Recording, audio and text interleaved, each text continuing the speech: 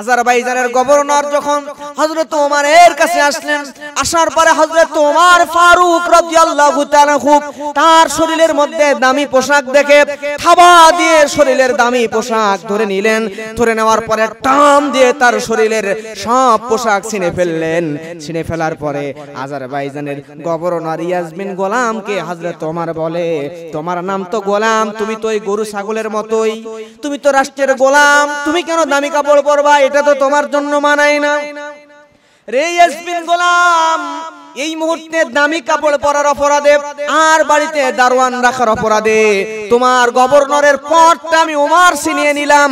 শুধু তাই নয়, তুমি ইয়াজ বিন গোলামকে আমি আজকে রাষ্ট্রের নেতা থেকে, গভর্নর থেকে, রাষ্ট্রপ্রধান থেকে আজকেই তোমাকে আমি রাখালের দায়িত্ব দিয়ে দিলাম। ওই মরুভূমির মধ্যে তুমি গিয়া আজকে থেকে ভেড়া চড়াবা। সুবহানাল্লাহ।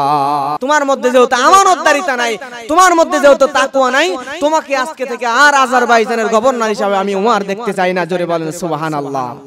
আজকেও যদি আমাদের দেশের এমপি মন্ত্রী যারা জনগণের টাকা বিদেশে পাচার করে দেয়, আমাদের দেশের যে দায়িত্বশীলরা জনগণের উপর জুলুম করে, শাসন করে, তাদেরকেও যদি বড় বড় গরুর ফার্ম বানায়া তাদেরকেও যদি ওই রাষ্ট্রের এমপি মন্ত্রী থেকে গরুর ফার্মে গরুর গোবর আর গরুর পেশাব পরিষ্কার করার দায়িত্ব দুই একজনকে দেওয়া যেত, তাহলে ভবিষ্যতে আর কোনো দায়িত্বশীল এমপি মন্ত্রীরা ভুলেও দেশ থেকে টাকা বিদেশে পাচার করতো না, বিলাসিতায় গা ভাসিয়ে দিত না, দামি দামি গাড়ি নিয়ে ঘোরার সাহস করতো না। কথা বলেন ঠিক কিনা?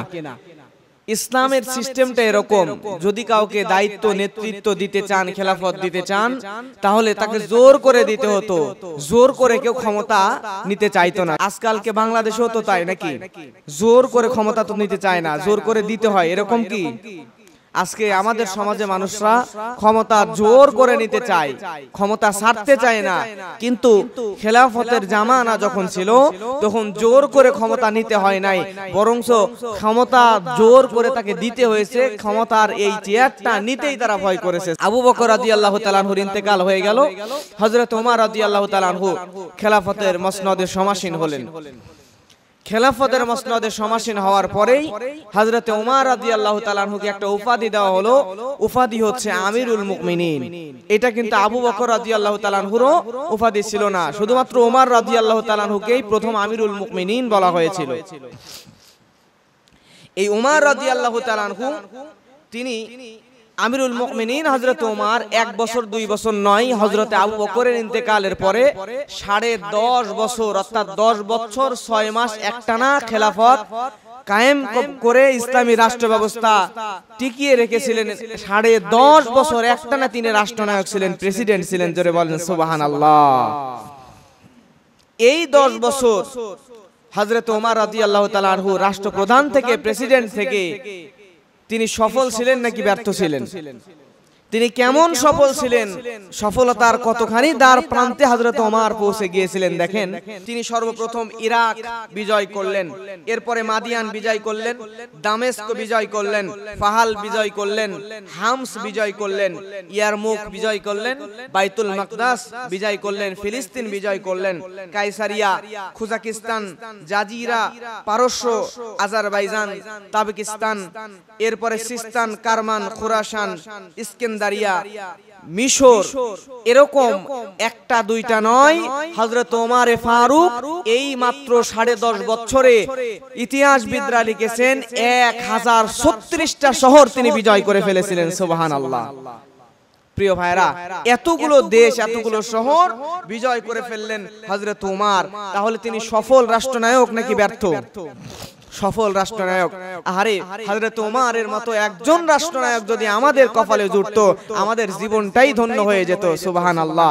ভাবতেই অবাক লাগে কেমন ছিলেন হযরত ওমর। আমাদের রাষ্ট্রনায়করা রাতের বেলা ঘুমান, আমাদের রাষ্ট্রনায়করা আর দিনের বেলা ওঠার পরে রাতের বেলা ঘুমিয়ে ঘুমিয়ে স্বপ্ন দেখে কেমন করে জনগণের উপর জুলুম করা যায়, কেমন করে জনগণের উপর নির্যাতন করা যায়, কেমন করে জনগণকে শোষিত করা যায়। এই চিন্তা রাতের বেলা স্বপ্ন দেখে দিনের বেলা জনগণের উপর জুলুম, নির্যাতন আর শোষণের স্টিম রোলার চালায়। আর হযরত ওমর তিনি রাতের বেলা ঘুমাতেন না। রাতের বেলা রাষ্ট্রের সব কর্মচারীরা, সব নাগরিকরা যখন নিশ্চিন্তে আরামের ঘুম দিত, হযরত ওমর তখন রাত জেগে এলাকায় মদিনা শহরের আশেপাশের বাড়িগুলোর আশপাশ দিয়ে রাস্তা দিয়ে, মদিনার রাস্তা দিয়ে রাত জেগে হেঁটে হেঁটে বেড়াতেন। দেখতেন কোনো বাড়িতে কোনো অসুবিধা আছে কিনা, কোনো বাড়িতে কোনো সমস্যা আছে কিনা। জোরে বলেন সুবহানাল্লাহ। আমার ভাইয়েরা, আমিরুল মুমিনিন খলিফাতুল মুসলিমিন হযরত ওমর ফারুক রাদিয়াল্লাহু তাআলা আনহু, তিনি একদিন মদিনা রাস্তা দিয়ে হেঁটে হেঁটে পথ চলতেছেন। এমন সময় তিনি শুনতে পেলেন মদিনার রাস্তার পাশে ছোট্ট ছোট্ট দুইটা বাচ্চার কান্নার আওয়াজ শোনা যায়। তিনি এবার থমকে দাঁড়ালেন। এরপরে যে বাড়ির ভিতর থেকে ছোট্ট বাচ্চাদের কান্নার আওয়াজ শোনা যায়, ওই বাড়ির পাশে চলে গেলেন। যাওয়ার পরে বাড়ির দরজায় উকি দিলেন। দেওয়ার পরে দেখেন ওই বাড়ির মধ্যে একজন মহিলা একটা পাতিলের মধ্যে কি যেন জাল দিতেছে, আর পাশে দুইজন বাচ্চা চিৎকার দিয়ে দিয়ে কাঁদতেছে। আমিরুল মুমিনিন ওইখানে সালাম দিয়ে বাড়ির মধ্যে অনুমতি নিয়ে প্রবেশ করার পরে ওই নারীকে বলতেছে, মা, তোমার বাড়ির মধ্যে কেন এই ছোট্ট ছোট্ট বাচ্চা কাঁদতেছে, আর তুমি চুলার মধ্যে কি জাল করছো? মহিলা বলতেছে, হযরত ওমর রাষ্ট্রপ্রধান যে এটা, ওই মহিলা সেটা জানে না। মহিলা বলতেছে, চোখে পথিক, আজকে আমার বাড়িতে কয়েকদিন যাবত খাবার নাই। আমার বাড়িতে আমার ছোট্ট ছোট্ট দুইটা বাচ্চা না খেয়ে ক্ষুধার যন্ত্রণায় কাঁদতেছে। আমার বাড়িতে একটুখানি খাবার পর্যন্ত নাই। আমার বাচ্চাদেরকে কি খাওয়াবো? এজন্য খাবার যেহেতু নাই, আমি পানি শুধুমাত্র উনুনের ওপরে পানি ডেকচির মধ্যে উঠায় দিয়া, পাতিলের মধ্যে উঠায় দিয়া জাল দিতেছি, আর পানি টকবক টকবক করে ফুটতেছে। আমার বাচ্চারা যাতে মনে করে আমার মা আমাদের জন্য কোনো খাবার রান্না করতেছে। আসলে পাতিলের মধ্যে পানি আছে শুধু আমার বাচ্চাদেরকে সান্ত্বনা দেওয়ার জন্য আমি পাতিলের মধ্যে পানি দিয়ে খালি পানিতে জাল করতেছি। আমার বাচ্চারা যেন খাবার রান্না করতেছে এটা চিন্তা করতে করতে কাঁদতে কাঁদতে ঘুমায়া যায়। এজন্য আমি অভাবের তাড়নায় বাচ্চাদের মুখে খাবার পর্যন্ত দিতে পারি নাই। আমিরুল মুমিনিন শুনে অবাক হয়ে গেলেন। উমারের রাষ্ট্রের মধ্যে এমন অবস্থা হবে এটা হযরত ওমর কখনোই ভাবতে পারে নাই। হযরত ওমর রাদিয়াল্লাহু তাআলা আনহু সঙ্গে সঙ্গে ওই জায়গা থেকে চলে গেল বাইতুল মালের কোষাগারে। যাওয়ার পরে বাইতুল মালের খাদেম আসলামকে ডাক দিয়ে বলে, আসলাম, ওহে আসলাম, তুমি আসো, এদিকে আসো, এই জায়গা থেকে একটা বাইতুল মাল থেকে আটার বস্তা বের করে দাও, ওই আটার বস্তা আমার কাছে এনে দাও। বাইতুল মাল থেকে যখন আসলাম একটা আটার বস্তা এনে দিল, দেওয়ার পরে হযরতে ওমর রাদিয়াল্লাহু তাআলা আনহু উনি বললেন, হাত দিয়ে তো আটার বস্তা নিয়ে যাওয়া যাবে না, আসলাম রে, এই আটার বস্তা তুমি আমার পিঠের উপরে উঠায় দাও, এই আটার বস্তা আমি কাঁধে করে নিয়ে যাইয়া একজন অসহায় মানুষের বাড়িতে পৌঁছায়া দিব। সুবহানাল্লাহ। বাইতুল মালের খাদেম আসলাম বলে, আমিরুল মুমিনিন, আপনি যদি একবার বলেন তাহলে লক্ষ লক্ষ কর্মচারী আটার বস্তা পিঠে নেওয়ার জন্য রেডি হয়ে যাবে। অর্ধ জাহানের খলিফা আপনি, আপনি পাটার বস্তা পিঠে নিয়ে যাবেন, এটা আমি মানতে পারি না। আমিরুল মুমিনিন বলে, রে আসলাম, আমি আজকে যে দৃশ্যটা দেখে এসেছি, আজকে যদি আমি নিজের পিঠে করে আটার বস্তা নিয়ে ওই জায়গায় পৌঁছায় না দিই, তাহলে হয়তোবা কিয়ামতের ময়দানে ওই মহিলা আমাকে, আমি ওমরকে আসামি করে মামলা দায়ের করলে আমি ওমর তো আল্লাহর দরবারে দোষী হয়ে যাব, আমি ওমর তো আল্লাহর দরবারে দোষী হয়ে যাব। এজন্য আসলাম, তুমি এই মুহূর্তে আটার বস্তা পিঠের উপরে উঠায় দাও। হযরত ওমর অর্ধ জাহানের খলিফা আটার বস্তা পিঠে নিয়ে ওই মহিলার বাড়িতে চলে গেলেন। যাওয়ার পরে মহিলাকে আটার বস্তা দেওয়া হলো। দেওয়ার পরে ওই মহিলার সামনে হযরত ওমর বলছে, রে আসলাম, আজকে থেকে প্রত্যেক মাসে এই মহিলার বাড়িতে রাষ্ট্রীয়ভাবে কিছু ভাতার ব্যবস্থা করে দিবা। শুধু তাই নয়, আর এখান থেকে এই মহিলাকে বলল তুমি তোমার বাচ্চার জন্য খাবার রেডি করো। ওই মহিলা বাচ্চাদের জন্য যখন খাবার রেডি করা শুরু করে দিল, খাবার তৈরি করতেছে, রুটি তৈরি করতেছে, এমন সময় হযরত ওমর বাড়ি থেকে বের হয়ে গেটের কাছে দাঁড়িয়ে আছে, ওই বাচ্চাদের দিকে তাকিয়ে আছে। আসলাম বলে, আমিরুল মুমিনিন, আপনি তো খাবারও দিলেন, আবার খাবারের বন্দোবস্ত করে দিলেন, তাহলে এখন কেন এখান থেকে আপনি যাইতেছেন না? আমিরুল মুমিনিন সঙ্গে সঙ্গে বলে, আসলাম রে, আমি যখন ওই বাচ্চাদের কান্না দেখতেছিলাম, আমি ওমরের সহ্য হচ্ছিল না। আমি ওমর মনে মনে নিয়ত করেছিলাম, ওই বাচ্চারা যতক্ষণ পর্যন্ত ওই বাচ্চাদের মুখের মধ্যে আমি ওমর হাসি ফুটাইতে না পারবো, ততক্ষণ পর্যন্ত এই মহিলার বাড়ির গেট থেকে আমি ওমর বিদায় নিব না। ওই মহিলা রুটি তৈরি করার পরে ওই বাচ্চাদের মুখে তুলে দিল, ওই বাচ্চারা রুটি খেয়ে হাসি দেওয়া শুরু করলো। আর তখন হযরত ওমর রাদিয়াল্লাহু তাআলা আনহু ওখান থেকে বিদায় নিল। জোরে বলেন সুবহানাল্লাহ। এই হচ্ছে অর্ধ জাহানের খলিফা হযরত ওমর। তিনি কেমন ছিলেন আর আমাদের রাষ্ট্রনেতারা কেমন? একদিন গ্রীষ্মের ভর দুপুরে প্রচন্ড রোদের মধ্যে একদিন আহনাফ ইবনে কায়েস রাদিয়াল্লাহু তাআলা আনহু সহ ইরাকের প্রতিনিধি একটা দল আসলো। এই প্রতিনিধি দল আসলেন হযরত ওমরের কাছে। হযরত ওমর রাদিয়াল্লাহু তাআলা আনহুর কাছে কোন একটা বিষয়ে পরামর্শ করবেন বলে এই আহনাফ ইবনে কায়েস রাদিয়াল্লাহু তাআলা আনহু সহ ওই প্রতিনিধি দলটা ইরাক থেকে আসলো হযরত ওমর রাদিয়াল্লাহু তাআলা আনহুর কাছে। আসার পরে প্রতিনিধি দলের লোকেরা মনে করতেছে অর্ধ জাহানের খলিফা, না জানি তার বিশাল বড় প্রাসাদ রয়েছে, কারণ তারা তো জানে তাদের বাচ্চা আমির ওমর যারা, তাদের তো বিশাল বড় বড় প্রাসাদ আছে। তাহলে অর্ধ জাহানের খলিফা, সামান্য একটা দেশের যদি রাষ্ট্রপ্রধানের যদি এত বড় প্রাসাদ থাকে, তাহলে অর্ধ জাহানের খলিফার তো বিশাল বড় রাজকীয় কোনো মেহমানখানা প্রাসাদ থাকার কথা। এই চিন্তা করে প্রাসাদ খুঁজতেছে, কিন্তু উমরের কোনো প্রাসাদ নাই। ভাঙা ভাঙা থাকার মতো কোন একটা বাড়ি আছে, মসজিদ নববী, আর ওই ভাঙা বাড়ি ছাড়া আর কোন জায়গা হযরত ওমর রাদিয়াল্লাহু তাআলা আনহু নাই। সুবহানাল্লাহ বলবেন না? তারা যখন কোনো প্রাসাদ খুঁজে পেল না, চিন্তিত হয়ে তারপর বলতেছে, তাহলে যেখানে হযরত ওমর আছেন সেখানে আমাদেরকে নিয়ে চলেন। আহনাফ ইবনে কায়েস রাদিয়াল্লাহু তাআলা আনহু নিয়ে গেল মরুভূমির মধ্যে। মরুভূমির মধ্যে গিয়ে দেখতেছে দূরে একজন লোক কিছু উটের চিকিৎসা করতেছে। আমরা যেমন চিকিৎসা করি, উটের চিকিৎসা করছেন হযরত ওমর রাদিয়াল্লাহু তাআলা আনহু। কারণ হচ্ছে হযরত ওমর এটা পারতেন, তিনি ছোটবেলায় উট চড়াতেন, রাখাল ছিলেন, এজন্য এই চিকিৎসা করাটা উনি পারতেন। উনি মরুভূমির মধ্যে গ্রীষ্মের রোদের দুপুরে, একে তো মরুভূমি, তার উপর আবার রোদ, মাথায় কোনো পাগড়ি নাই, ওই জায়গায় এক লোক উটের চিকিৎসা করতেছে। এটা দেখে ওই প্রতিনিধি দল বলতেছে, আমরা তো অর্ধজাহানের প্রেসিডেন্ট হযরত ওমরের কাছে আসছি, আপনারা আমাকে এখানে আমাদেরকে নিয়ে আসলেন কেন? তখন তাদের উদ্দেশ্যে বলা হচ্ছে যে ওই যে দেখতেছেন উটের চিকিৎসা করতেছে, এইটাই হচ্ছে অর্ধজাহানের খলিফা হযরত ওমর। জোরে বলেন সুবহানাল্লাহ। প্রিয় ভাইরা, হযরত ওমর রাদিয়াল্লাহু তাআলা আনহুকে দেখে তারা অবাক হয়ে গেল, এটাও কি সম্ভব? অর্ধ জাহানের প্রেসিডেন্ট এই ভর দুপুরে রোদের মধ্যে গ্রীষ্মকালে, তার উপর আবার মরুভূমি, যেখানে দাঁড়িয়ে থাকাই কষ্টকর, সেখানে দাঁড়িয়ে উটের চিকিৎসা করছে। তাকে জিজ্ঞেস করা হলো, তিনি বলছেন, আমি যে উটগুলোর চিকিৎসা করছি এগুলো বাইতুল মালের উট, মানে মানুষদের থেকে রাষ্ট্রের জন্য, গরিব দুঃখীদের জন্য যে উটগুলো দান করা হয়েছে, সেই উটগুলা বাইতুল মালের, এই গরিবদের উটগুলোর চিকিৎসা করছেন রাষ্ট্রের প্রেসিডেন্ট স্বয়ং নিজেই। তাকে বলা হলো, প্রতিনিধি দলরা বলছে, আমিরুল মুমিনিন, আপনি চাইলে তো একজন খাদেমকে দিয়ে চিকিৎসাগুলো করাইতে পারতেন, কিন্তু খাদেমকে দিয়ে চিকিৎসা না করিয়ে আপনি নিজে কেন চিকিৎসা করতেছেন, একটু বলেন তো।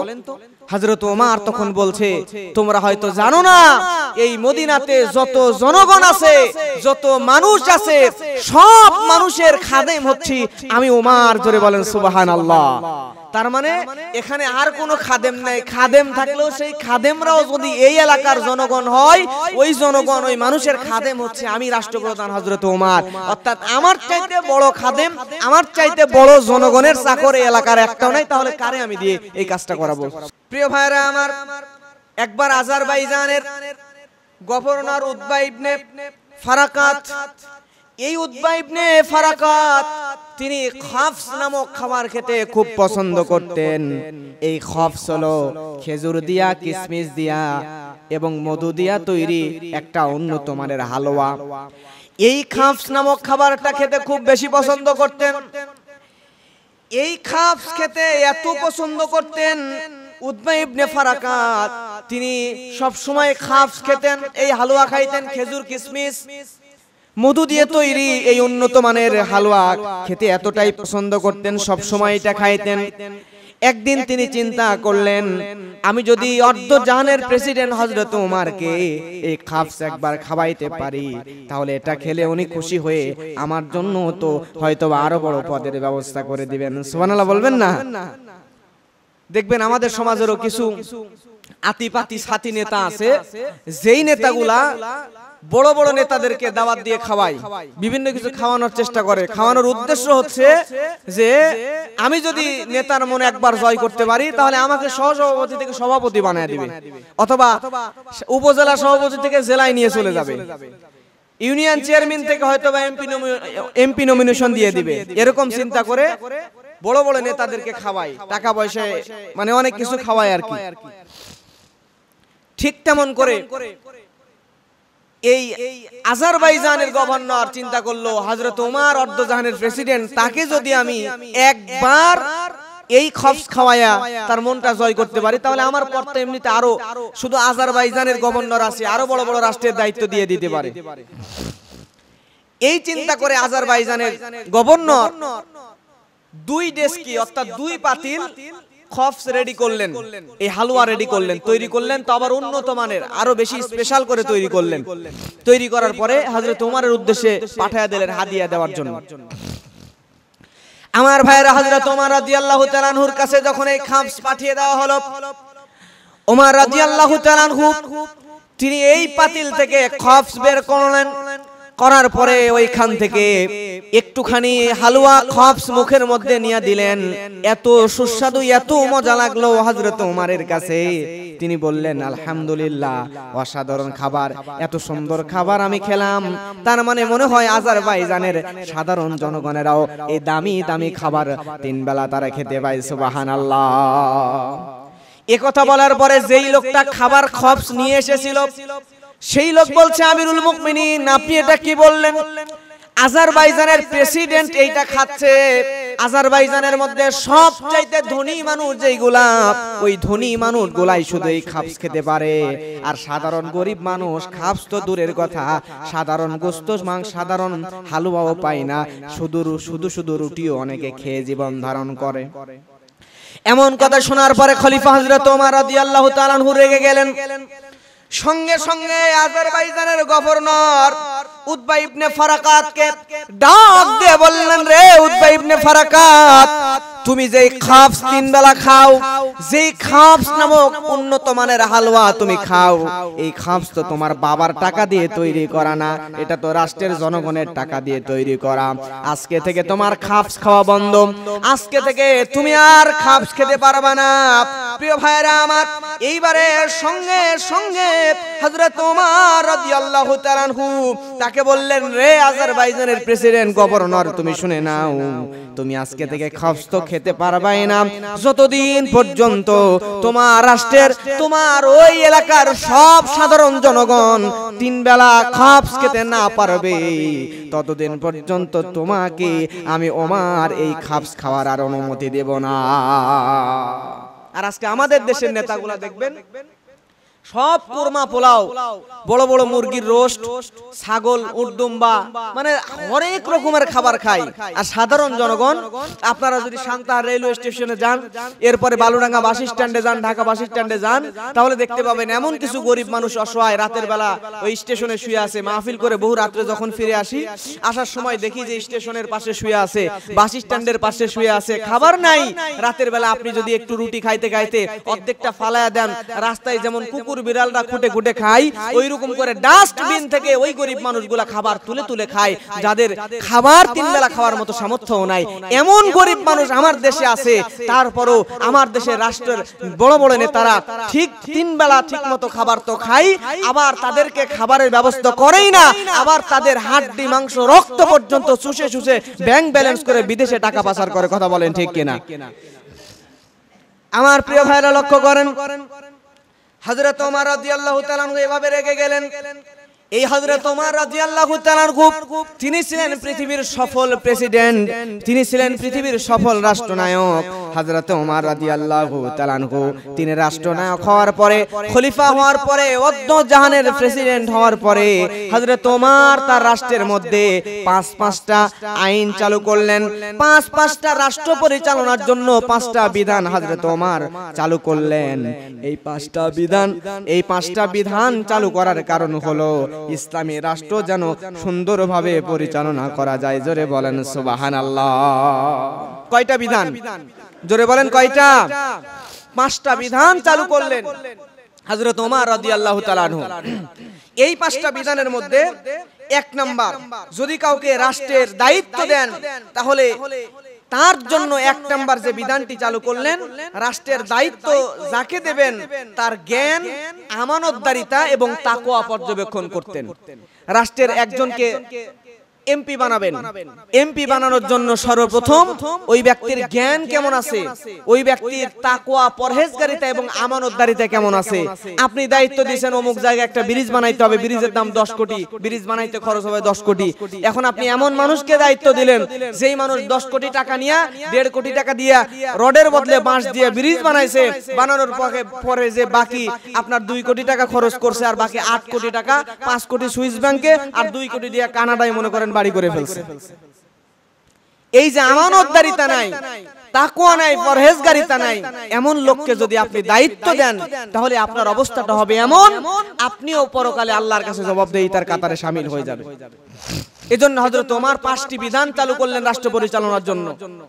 1 নাম্বার হচ্ছে, যাকে রাষ্ট্রের দায়িত্ব দেবেন, এমপি মন্ত্রী বানাবেন, তার জন্য তিনি তাকে প্রথমে তার জ্ঞান কেমন, আমানতদারিতা কেমন, তাকওয়া কেমন, এটা পর্যবেক্ষণ করতেন। এরপরে 2 নাম্বার, রাষ্ট্রের কর্মচারী নিয়োগ দেওয়ার আগে ওই কর্মচারী, যাকেই কর্মচারী বানাবেন, তার চাকরি দেওয়ার আগে তার সম্পদ কতখানি ছিল এই সম্পদ লিখে নিতেন। এরপরে 6 মাস পর পর তার সমস্ত সম্পদ পর্যবেক্ষণ করতেন, যে বাবার কাছ থেকে কতখানি পাইছিল, ওয়ারিশ সূত্রে অথবা ক্ষমতা পাওয়ার আগে কতখানি তার ছিল, ক্ষমতা পাওয়ার পরে আবার কতখানি সম্পদ হইল, ক্ষমতা পাওয়ার পরে যদি তার সম্পদ বেড়ে 2 গুণ 3 গুণ, আমাদের দেশে এমপি মন্ত্রীদের যেমন হয়, 2 কোটি টাকা নির্বাচনের আগে 2 কোটি টাকার মালিক, নির্বাচনের পর হয়ে গেছে 200 কোটি টাকার মালিক। 5 বছর যায় নাই, 3 বছর 4 বছর পরে 200 কোটি টাকার মালিক হয়ে গেছে, 1000 কোটি টাকার মালিক হয়ে গেছে। আমাদের বাংলাদেশের কথা বলছি। হযরত ওমরের এরকম এমপি মন্ত্রী বা কোন রাষ্ট্রের দায়িত্ব গভর্নর যদি কাউকে বানায়া দিতেন, তার বাবার কতখানি সম্পদ, কতখানি সম্পদ কিনছে, এই সম্পদটার হিসাব রাখতেন এবং প্রত্যেক 4 থেকে 6 মাসের মধ্যে অডিট করতেন। করে যদি দেখতেন তার বাবার সম্পদ ছিল 1 কোটি টাকা, তার হয়ে গেছে 2 কোটি টাকা, তাহলে তার পুরো 2 কোটি টাকাই বাজেয়াপ্ত করে সব সম্পদ গরিব দুঃখীদের দান করে দিতেন, বাইতুল মালে জমা করতেন। সুবহানাল্লাহ। তার মানে যেই সম্পদ সে অবৈধভাবে কামাই করছে সেটা তো বাজেয়াপ্ত হইতো, বাবার থেকে যেগুলো পাইছে ওগুলো বাজেয়াপ্ত করে দিত। তাহলে এই কাজ যদি করে, তাহলে কোন রাষ্ট্রের আমলা থেকে শুরু করে রাষ্ট্রের কোন এমপি মন্ত্রীরা 2 নাম্বারই করে সম্পদ বাড়াইতে পারবে? কেউ পারবে না, সাহসই পাবে না। প্রিয় ভাইরা, তবে আজকে আমাদের দেশে দেখেন, সামান্য একজন ড্রাইভার যে গাড়ি চালায়, তার কয়েকশো কোটি টাকা, 1000 কোটি টাকার সম্পদ হয়ে যায়। আমলা তো দূরে থাক, একজন ড্রাইভারের 1000 কোটি টাকার সম্পদ হয়ে যায়।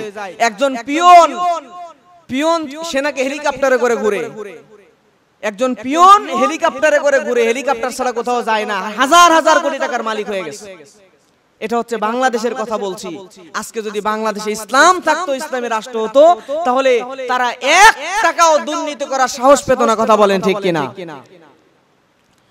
আমার প্রিয় ভাইরা, এরপরে 3 নাম্বার, হযরত ওমর রাদিয়াল্লাহু তাআলা আনহু রাষ্ট্রের দায়িত্ব যাদেরকে দিতেন তাদেরকে শপথ বাক্য পাঠ করাতেন। কি বাক্য? শপথ বাক্য পাঠ করাতেন। ইতিহাসের সর্বপ্রথম শপথ বাক্য পাঠ করান যিনি, তার নাম হলো হযরত ওমর।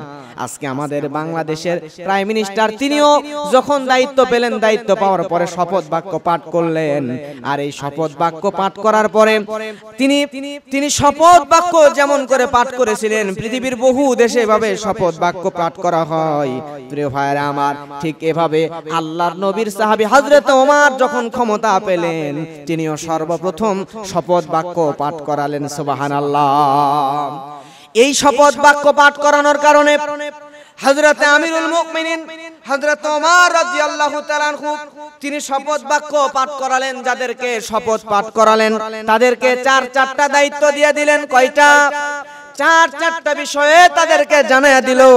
ওই শপথ পাঠ করানো ব্যক্তিদেরকে, দায়িত্বশীলদেরকে, রাষ্ট্রের কর্মচারীদেরকে, আমলাদেরকে, আমির ওমারাদেরকে, ওই রাষ্ট্রের এমপি মন্ত্রীদেরকে চারটা শপথ বাক্য পাঠ করালেন। এক নাম্বার হযরত ওমর রাদিয়াল্লাহু তাআলা আনহু জানায়া দিলেন, এক নাম্বার শপথ হলো, তোমরা শপথ করো, তোমরা যতদিন পর্যন্ত এই রাষ্ট্রের দায়িত্বে থাকবা, রাষ্ট্রের এমপি মন্ত্রী হয়ে থাকবা, ততদিন পর্যন্ত তোমরা ওই উৎকৃষ্ট তুর্কির ঘোড়ায় উঠবা না। কিসের ঘোড়ায়? উৎকৃষ্ট ঘোড়ায়, মানে অনেক দামি ঘোড়া, তৎকালীন সময়ের এই ঘোড়াতে উঠতে পারবা না। দুই নম্বর শপথ হলো, তোমরা যতদিন এমপি মন্ত্রী থাকবা ততদিন পর্যন্ত মসলিন কাপড়, দামি মূল্যবান মহামূল্যবান কোনো কাপড় তোমরা পরতে পারবা না। এরপরে তিন নম্বর হলো, তোমাদের বাড়ির মধ্যে কোনো তোমরা দারোয়ান রাখতে পারবা না। আর চার নম্বর শপথ করো, তোমরা মোলায়েম রুটি কখনোই খাবা না। যতদিন এমপি মন্ত্রী থাকবা এই চারটা কাজ করবা না। মোলায়েম রুটি খাবা না। এরপরে বাড়িতে, তোমাদের বাড়িতে দারোয়ান রাখবা না, কারণ তোমরাই তো দারোয়ান, সমাজের জনগণের দারোয়ান, কাজের জনগণের দারোয়ান, তোমরা আবার বাড়িতে কেন দারোয়ান রাখবা? এই চারটা শপথ করানো হলো। এই চারটা শপথ করানোর পরে একজন নবীজির প্রিয় সাহাবী চার নম্বর যেটা করলেন হযরত ওমর রাদিয়াল্লাহু তাআলা আনহু, তিনি একটা তদন্ত কমিশন গঠন করলেন। তদন্ত কমিশনের দায়িত্ব দিলেন নবীজির একজন সাহাবী। এই সাহাবীর নাম হচ্ছে, এই সাহাবীর নাম দিলেন, তদন্ত কমিটি গঠন করলেন। করার পরে একজন সাহাবীকে দায়িত্ব দিলেন হযরত ওমর রাদিয়াল্লাহু তাআলা আনহু। এই সাহাবীর নাম হচ্ছে মুহাম্মদ ইবনে মাসলামা আনসারী রাদিয়াল্লাহু তাআলা আনহু। এই সাহাবীর কাজ হচ্ছে তিনি পুরা রাষ্ট্র ঘুরবেন, যেখানে যেখানে ইসলামী রাষ্ট্র আছে, হযরত ওমর যেখানে যেখানে প্রেসিডেন্ট দিয়েছেন, রাষ্ট্রপ্রধান দিয়েছেন, গভর্নরের দায়িত্ব দিয়েছেন যাদেরকে, তাদেরকে সূক্ষ্মভাবে খুঁজে খুঁজে দেখবেন যে তাদেরকে যে চার বিষয়ে শপথ বাক্য পাঠ করানো হয়েছে, এই চার বিষয়ে তাদের মধ্যে কোনো ভুল ত্রুটি আছে কিনা। আমার প্রিয় ভাইরা, হযরত ওমর রাদিয়াল্লাহু তাআলা আনহু তার কাছে গোপনে গোপনে সব দায়িত্বশীলদের খবর পৌঁছে দিতেন।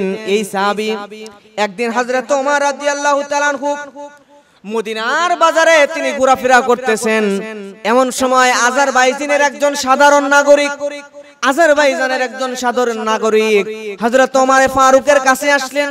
আসার পরে হযরত ওমর রাদিয়াল্লাহু তাআলা আনহুকে ডাক দিয়ে বললেন, আমিরুল মুমিনিন, আপনি আমাদের আজারবাইজানের মধ্যে যাকে আপনি খলিফা বানিয়ে দিয়েছেন, আপনি যাকে এই ইয়াজ বিন গোলামকে খলিফা বানিয়ে দিয়েছেন, এই ইয়াজ বিন গোলাম আজারবাইজানে খলিফা হওয়ার পরে, এই ইয়াজ বিন গোলাম আজারবাইজানের মধ্যে খলিফা হওয়ার পরে তিনি আপনার যে শপথ বাক্য চারটা পাঠ করিয়েছেন, এই চারটা শপথ বাক্য পাঠ করার পরও সে দুইটা লঙ্ঘন করে ফেলেছে।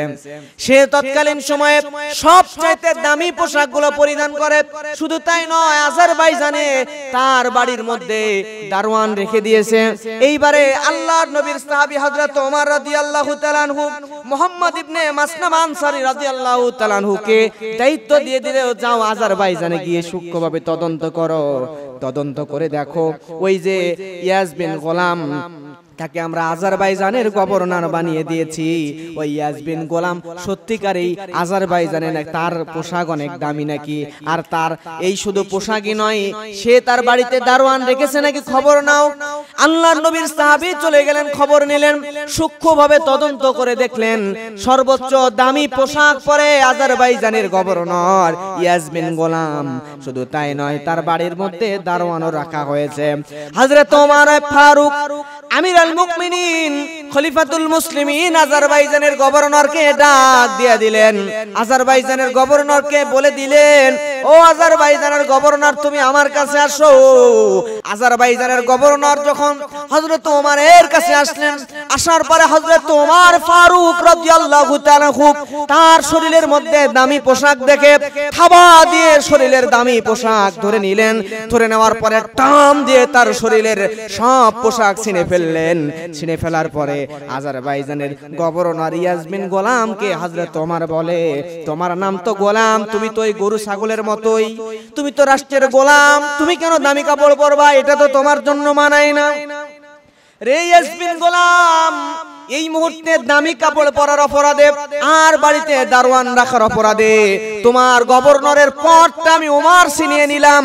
শুধু তাই নয়, তুমি ইয়াজ বিন গোলামকে আমি আজকে রাষ্ট্রের নেতা থেকে, গভর্নর থেকে, রাষ্ট্রপ্রধান থেকে আজকেই তোমাকে আমি রাখালের দায়িত্ব দিয়ে দিলাম।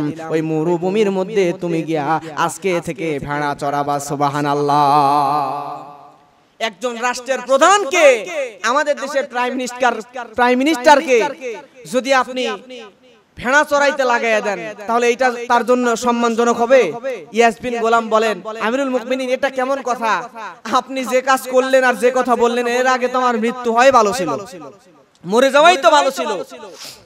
কারণ আমি রাষ্ট্রপ্রধান থেকে, গভর্নর থেকে আপনি আমাকে ভেড়ার রাখাল বানায়া দিলেন। হযরত ওমর বলে, তুমি কি তোমার অতীত ভুলে গিয়েছো? তোমার বাবা ছিল ভেড়ার রাখাল, তুমিও হইতা রাখাল, আমি তোমাকে নিয়ে ওই আজারবাইজানের গভর্নর বানালাম, আর তুমি তোমার অতীত বাদ দিয়া বিলাসিতা শুরু করে দিয়েছো। এগুলো আমরা চাই না। তুমি আজকে থেকেই তুমি ভেড়ার রাখাল হিসেবে পূর্বের অতীতে তুমি ফিরে চলে যাও। তোমার মধ্যে যেহেতু আমানতদারিতা নাই, তোমার মধ্যে যেহেতু তাকওয়া নাই, তোমাকে আজকে থেকে আর আজারবাইজানের গভর্নর হিসেবে আমি ওমর দেখতে চাই না। জোরে বলেন সুবহানাল্লাহ। আজকেও যদি আমাদের দেশের এমপি মন্ত্রী যারা জনগণের টাকা বিদেশে পাচার করে দেয়, আমাদের দেশের যে দায়িত্বশীলরা জনগণের উপর জুলুম করে, শাসন করে, তাদেরকেও যদি বড় বড় গরুর ফার্ম বানায়া, তাদেরকেও যদি ওই রাষ্ট্রের এমপি মন্ত্রী থেকে গরুর ফার্মে গরুর গোবর আর গরুর পেশাব পরিষ্কার করার দায়িত্ব দুই একজনকে দেওয়া যেত, তাহলে ভবিষ্যতে আর কোনো দায়িত্বশীল এমপি মন্ত্রীরা ভুলেও দেশ থেকে টাকা বিদেশে পাচার করতো না, বিলাসিতায় গা ভাসিয়ে দিত না, দামি দামি গাড়ি নিয়ে ঘোরার সাহস করতো না। কথা বলেন ঠিক কিনা? আমার প্রিয় ভাইরা লক্ষ্য করেন, এরপরে 5 নাম্বার হলো সরকারি কর্মকর্তা। এই সরকারি কর্মকর্তার শাস্তির ব্যবস্থা করলেন হযরত ওমর। যদি কোন সরকারি কর্মকর্তা জনগণের উপরে জুলুম করে, অত্যাচার করে, নিপীড়ন করে, তাহলে হযরত ওমর ফারুক রাদিয়াল্লাহু তাআলা আনহু তিনি ওই জনগণের উপরে অত্যাচার করার কারণে জনগণের সামনে যে পরিমাণ অত্যাচার করেছে, ওই পরিমাণ জুলুম ওই সরকারি কর্মচারীদের উপর করা হতো। সুবহানাল্লাহ। এরকম যদি করা হতো, তাহলে আজকে বাংলাদেশে পুলিশ বলেন, সেনাবাহিনী বলেন, বিজিবি বলেন, এরকম চাকরি করার মতো মানুষ খুঁজে পাওয়া যেত না। কথা বলেন ঠিক কিনা? জোর করে সরকারি চাকরিতে ঢুকাইতে পারতেন না। আর এখন তো সরকারি চাকরিকে মানুষ সোনার হরিণ মনে করে। কারণ কোনো কাজ কাম নাই, খাও দাও, ফুর্তি করো, ঘুমাও, আর বড় বড় বুড়ি তৈরি করো, সুদ ঘুষের টাকা হারাম উপার্জন করে জনগণের উপর জুলুম করে ইচ্ছা মতো কামাও। কিন্তু আজকে যদি সত্যিকারী হযরত ওমরের রাষ্ট্র হতো, তাহলে যদি কোনো সরকারি কর্মকর্তা ঘুষ খাইতো, সুদ খাইতো, জনগণের উপর অন্যায়ভাবে অত্যাচার করত, তার কাজ সঠিকভাবে আদায় না করত, তাহলে ওই সরকারি কর্মচারীকে, ওই কর্মকর্তাকে, যত উপর মানের কর্মকর্তাই হোক, তাকে জনগণের সামনে জুতা পিটা করা হতো। কথা বলেন ঠিক কিনা? প্রিয় ভাইরা, এই হযরত ওমর রাদিয়াল্লাহু তাআলা আনহুর কাছে হিজরি 24 সালের ঘটনা বলছি। ওমর রাদিয়াল্লাহু তাআলা আনহুর কাছে মুগিরা ইবনে শুবা রাদিয়াল্লাহু তাআলা আনহুর একজন গোলাম, এই গোলামের নাম হচ্ছে আবু লুকলু আল মাজুসি। এই আবু লুকলু আল মাজুসি নামক গোলাম হযরত ওমরের কাছে তার মালিক হযরতে মুগিরা ইবনে শুবা রাদিয়াল্লাহু তাআলা আনহুর বিরুদ্ধে এই আবু লুকলু আল মুজাসি অভিযোগ নিয়ে আসছে। ওমরকে বলছে, আমিরুল মুমিনিন, আমি হলাম ওই যে আবু শুবা, রাসূলের সাহাবী মুগিরা ইবনে শুবা, তার গোলাম, কৃতদাস কেনা গোলাম। আমি প্রত্যেকদিন সে আমার কাছ থেকে 4 দিরহাম করে নেয়, আমার কাছ থেকে প্রতিদিন 4 দিরহাম করে নেয়, কিন্তু এটা দেওয়া আমার জন্য কষ্টকর হয়ে যায়। আপনি একটু তাকে বলেন সে যেন একটু কম করে টাকা পয়সা আমার কাছ থেকে নেয়। তো হযরত ওমর তখন তাকে বলল, আবু লুকলু আল মুজাসিকে বলল যে তুমি কি কাজ করো? তখন সে বলল আমি কাজ করি হচ্ছে আমি খঞ্জর তৈরি করি, শক্তিশালী খঞ্জর আমি তৈরি করি। হযরত ওমর বললেন খঞ্জর তো এই মদিনার মধ্যে তোমার মতো খঞ্জর তো আর কেউ তেমন বানাইতে পারে না, তার মানে এটা তো অনেক ইনকাম, অনেক টাকা পয়সা তুমি ইনকাম করো। তাহলে অনেক ইনকাম যেহেতু করো তাহলে তুমি 4 দিরহাম দিতে পারবা, ওই 4 দিরহামই তুমি তোমার মালিককে দাও, ওইটা প্রতিদিন তুমি দিতে থাকো, কন্টিনিউ করো। এবার এই আবু লুকলু আল মাজুসির মাথা গরম হয়ে গেল, চিন্তা করলো আমি গেলাম বিচার দিতে, সবার বিচার সুন্দরভাবে করে কিন্তু আমি আমার বিচার তুমি করলা না ওমর, তোমাকে আমি দেখে নিব, তোমাকে আমি এই খঞ্জর নিজে হাতে তৈরি করে তোমাকে হত্যা করব। জোরে বলেন নাউজুবিল্লাহ। আবু লুকলু আল মাজুসি চলে গেল, যাওয়ার পরে শক্তিশালী একটা খুব ধারালো একটা খঞ্জর তৈরি করলো, করার পরে নামাজ রাতের বেলা রাসূল সাল্লাল্লাহু আলাইহি সাল্লামের সাহাবীরা হযরত ওমর রাদিয়াল্লাহু তাআলার সঙ্গে একসাথে নামাজ পড়ছেন। হযরত ওমর হচ্ছে ওই জায়গায় মসজিদে নববীর ইমাম, রাষ্ট্রপ্রধান হযরত ওমর, আর ইসলামী রাষ্ট্রের রাষ্ট্রপ্রধান যে হয় ওই রাষ্ট্রের সবচেয়ে বড় মসজিদের ইমামও সেই হয়। সুবহানাল্লাহ বলবেন না? হযরত ওমর রাদিয়াল্লাহু তাআলা আনহু তিনি নামাজ পড়াচ্ছেন, তার ইমামতিতে সাহাবীরা নামাজ পড়তেছে। এমন সময় পিছন থেকে হযরতে আব্দুর রহমান ইবনে আউফ তিনি হযরত ওমরের পিছনেই দাঁড়িয়েছেন, হযরত ওমর রাদিয়াল্লাহু তাআলা বরাবর। আব্দুর রহমান ইবনে আউফের পাশেই এই আবু লুকলু আল মাজুসি দাঁড়িয়েছে। রাতের বেলা তাকে কেউ দেখতে পায় নাই। এমন সময় সবাই যখন নামাজে দাঁড়িয়ে গেছে, এক রাকাত নামাজ পড়ে ফেলছে, দ্বিতীয় রাকাতে যখন হযরত ওমর উঠে দাঁড়িয়েছেন, আবু লুকলু আল মাজুসি সে ওই খঞ্জরটা নিয়া খলিফা হযরত ওমর রাদিয়াল্লাহু তাআলা আনহুর পিছনে গিয়া পিছন বরাবর খঞ্জরটা ঢুকায়া দেওয়া শুরু করছে। আমার ভাইয়েরা এমন জোরে জোরে খঞ্জর ঢুকায়া দিয়েছে, হযরত ওমর রাদিয়াল্লাহু তাআলা আনহুর পিঠে এতবার খঞ্জর ঢুকায়া দেয়, পিঠ দিয়ে ঢুকাইছে, পেট দিয়ে খঞ্জরের মুখ বের হয়ে গিয়েছে। হযরত ওমরের পেটের মধ্যেকার নাড়ি ভুঁড়িগুলো কেটে ছিন্ন বিচ্ছিন্ন হয়ে গিয়েছে। আমিরুল মুমিনিন হযরত ওমর রাদিয়াল্লাহু তাআলা আনহু আর দাঁড়িয়ে থাকতে পারলেন না। তিনি নামাজরত অবস্থায় জমিনের মধ্যে পড়ে যাওয়ার আগে পিছনে গিয়া আব্দুর রহমান ইবনে আউফকে টান দিয়ে নামাজের ইমামতিতে দাঁড় করায় দিয়েছেন। দেওয়ার পরে হযরত ওমর রাদিয়াল্লাহু তাআলা আনহু জমিনের উপরে ঠাস করে পড়ে গিয়েছে, জ্ঞান হারিয়ে ফেলেছেন। হযরত ওমর রাদিয়াল্লাহু তাআলা আনহু যখন জ্ঞান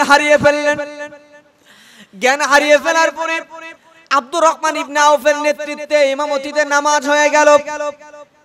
ওমর রাদিয়াল্লাহু তাআলা আনহু জ্ঞান হারিয়ে ফেলেছে, অনেকক্ষণ পর্যন্ত জ্ঞান হারানো অবস্থায় থেকে তার যখন জ্ঞান ফিরে আসলো, সর্বপ্রথম তিনি বললেন না আমার কি হয়েছিল এগুলো জিজ্ঞেস করলেন না। হযরত ওমর সর্বপ্রথম সাহাবীদেরকে বলে, ও নবীর সাহাবীরা, আমি যে অজ্ঞান হয়ে পড়ে গিয়েছিলাম, পড়ে যাওয়ার আগে আমি আব্দুর রহমান ইবনে আউফকে ইমামতির দায়িত্ব দিয়েছিলাম। আব্দুর রহমান ইবনে আউফের নেতৃত্বে তোমরা কি নামাজটাকে সহি সালামতে আদায় করে নিয়েছো নাকি? প্রিয় ভাইরা আমার, এভাবে যখন বলল সাহাবীরা কাঁদে, মদিনার মধ্যে কান্নার রোল পড়ে গিয়েছে। বড় বড় মদিনার ডাক্তাররা, চিকিৎসকরা চলে আসলো, হাকিমরা চলে আসলো। হাকিমরা আসার পরে ওমরকে চিকিৎসা দেওয়া শুরু করলো। ওমর রাদিয়াল্লাহু তাআলা আনহুকে তারা যেই খাবারই দেয়, দুধ খাওয়ায়, মুখের মধ্যে মধু দেয়, দুধ দেয়, মুখের মধ্যে যেই তরল খাবার ফলের জুস দেয়, যেইটাই মুখের মধ্যে দেয় সেইটাই হযরত ওমরের পেটের ওই নাড়ি ফেটে নাড়ি দিয়ে বের হয়ে চলে আসে। সবাই বুঝতে পারলো খলিফা ওমর আর বাঁচবেন না, তিনি আর হয়তো দুনিয়ায় থাকবেন না, দুনিয়ার সফর ত্যাগ করবেন।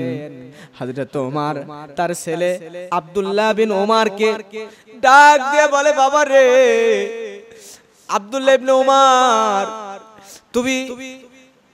আব্দুল্লাহ ইবনে ওমর তুমি যাও, আমি বুঝতে পেরেছি আমি ওমর হয়তো আর বাঁচবো না। ও আব্দুল্লাহ ইবনে ওমর, আমি মারা যাওয়ার আগে বাবা রে দুইটা ওসিয়ত তোমার কাছে করে গেলাম।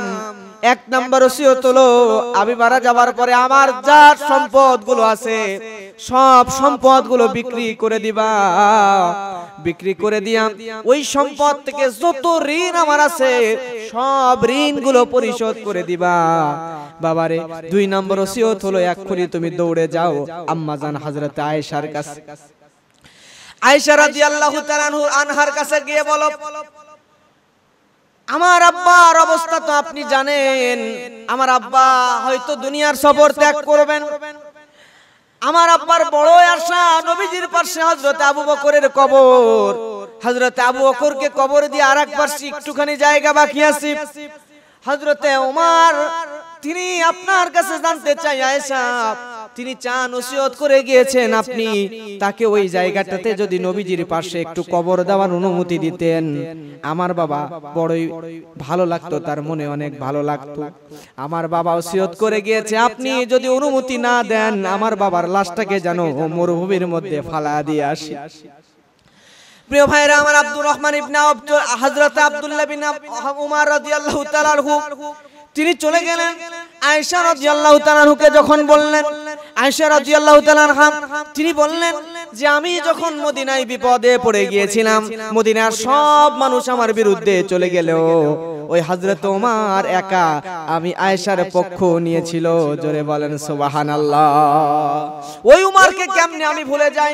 ওই উমর, আমি আমার নবীজির পাশে আমি আয়েশার বড় আশা ছিল, নবীজির পাশে আমি আয়েশার কবর হবে, কিন্তু আমার নবীজি মারা গিয়েছে, নবীজি ইন্তেকাল করেছে, হযরত আবু বকর ইন্তেকাল করেছে, আর একটা মাত্র জায়গা আছে, ওই জায়গার মধ্যে আমি দাফন হব, আমার বড় ইচ্ছা ছিল, আশা ছিল, কিন্তু ওই হযরত ওমর যেহেতু চেয়েছে, হযরত ওমরের জন্য ওই জায়গা আমি হযরত ওমরের জন্য বাজেট করে দিলাম।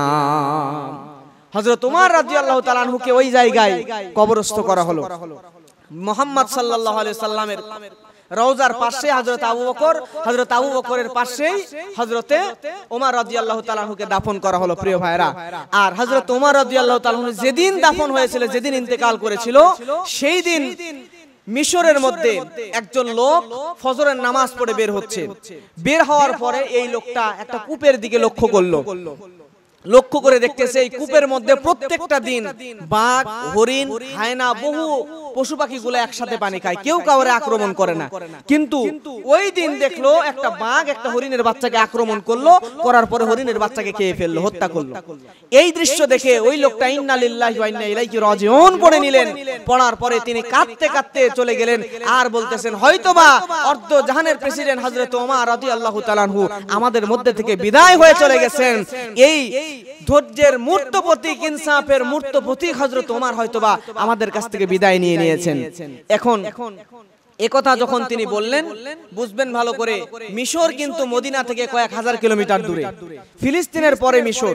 তারপরে এত এই ফিলিস্তিনে মদিনার কোনো খবর মিশরে পৌঁছাইতে কয়েক সপ্তাহ লাগার কথা, কিন্তু লোকটা বুঝতে পেরেছে। তখন তিনি বললেন, তাকে জিজ্ঞেস করা হলে তিনি বললেন, প্রত্যেকদিন দেখতাম হযরত ওমরের যতদিন শাসন ছিল, প্রতিদিন দেখতাম যে ওই জায়গায় বাঘ আর ছাগল দুইজন একসাথে এক জায়গায় ওই কূপের ওইখানে পানি খায়। হরিণ, বাঘ হরিণকে কখনোই আক্রমণ করে না, কিন্তু আজকে দেখলাম হরিণের উপর বাঘ আক্রমণ করলো। তার মানে আমার মনে হচ্ছে ইনসাফের মূর্ত প্রতীক হযরত ওমরকে আল্লাহ সুবহানাহু ওয়া তাআলা উঠায় নিয়েছেন, তিনি হয়তো ইন্তেকাল করেছেন। প্রিয় ভাইরা, খোঁজ নিয়ে দেখা গেল, ইতিহাসবিদরা বলতেছেন, ঐতিহাসিকগণ বলছেন যে যেদিন ওই লোকটা এই দৃশ্য দেখেছেন ওই দিনই হযরত ওমরের ইন্তেকাল হয়ে গিয়েছে। জোরে বলেন আল্লাহু আকবার। এরকম আরেকজন রাষ্ট্রনেতা আল্লাহ সুবহানাহু ওয়া তাআলা আমাদের জন্য কবুল করুন। আমাদেরকে হযরত ওমরের মতো একজন রাষ্ট্রনেতার অনুসারী হওয়ার, রাষ্ট্রনেতার অধীনস্থ জনগণ হওয়ার তৌফিক আল্লাহ দান করুন। সকলে বলেন আল্লাহুম্মা আমিন।